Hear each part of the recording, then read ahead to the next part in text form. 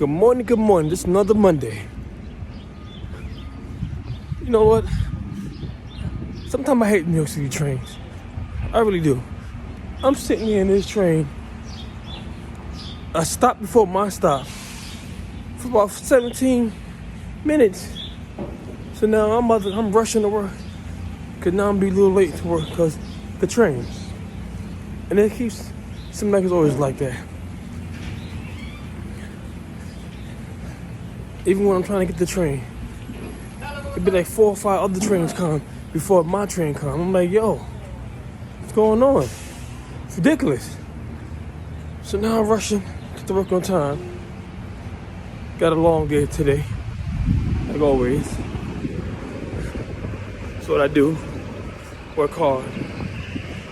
But that's gonna be my day. Starting off late today. Let's see how it ends. Alright, y'all. Enjoy your day. Stay warm. Peace.